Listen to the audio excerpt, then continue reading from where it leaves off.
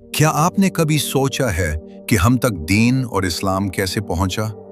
हुजूर अकरम रसूल सल्लल्लाहु अलैहि वसल्लम और सहाबा-ए-किराम रदियल्लाहु अन्हुम ने दीन को फैलाने में जिस कदर तकलीफें और मुसीबतें बर्दाश्त की हैं, उन्हें बर्दाश्त करना तो छोड़ो, हम नलायक तो उसका इरादा करना भी दुश्वार समझते हैं। आइए, आज हम उन सहाबा का जिक्र करते हैं जिन्होंने दीन के लिए अपना घर, दौलत और जान तक की परवाह न की। हजरत बिलाल हबशी रदियल्लाहु अन्हु। हजरत बिलाल हबशी रदियल्लाहु अन्हु एक मशहूर सहाबी और मस्जिद नबवी के मुअज्जिन थे।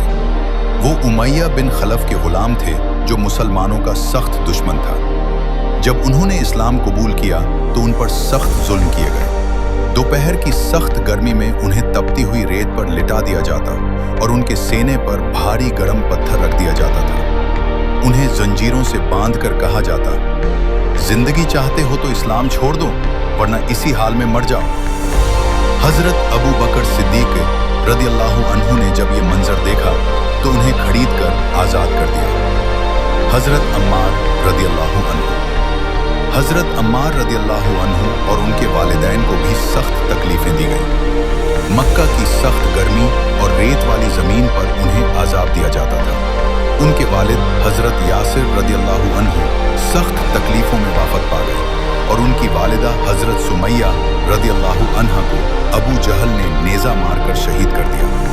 इस्लाम में सबसे पहली शहादत उनकी है। जब रसूल सल्लल्लाहु अलैहि वसल्लम मदीना तशरीफ ले गए तो हजरत अम्मार रदियल्लाहु अन्हु ने आराम और नमाज के लिए पत्थर इकट्ठा करके मस्जिद तमीर करने में हिस्सा लिया।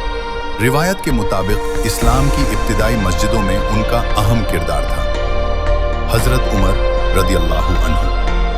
हजरत उमर रदियल्लाहु अन्हु का नाम आज भी 1400 साल बाद कुफ्फार के दिलों में खौफ और मुसलमानों के दिलों में फख्र पैदा करता है। वो शुरू में मुसलमानों के सख्त दुश्मन थे और रसूल सल्लल्लाहु अलैहि वसल्लम को कत्ल करने के इरादे से निकले थे। रास्ते में उन्हें पता चला कि उनकी बहन और बहनोई मुसलमान हो चुके हैं।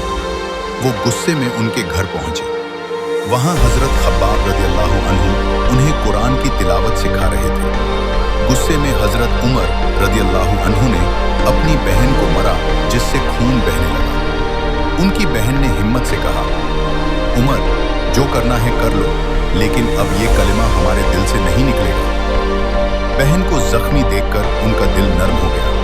उन्होंने कहा, मुझे दिखाओ, तुम क्या पढ़ रहे थे? उन्हें कहा गया कि आप नापाक हैं, पहले गुस्ल करें। गुस्ल के बाद जब उन्होंने सूरह ताहा की आयत पढ़ें तो उनका दिल बदल गया और वो इस्लाम ले आए।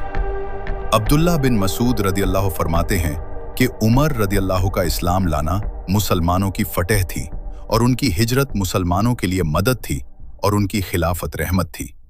इसी तरह हजरत मुसब बिन उमैर रदियल्लाहु अन्हु, जो मक्का के सबसे अमीर नौजवान थे, लेकिन जब शहीद हुए तो कफन के लिए एक छोटी चादर भी पूरी नहीं थी।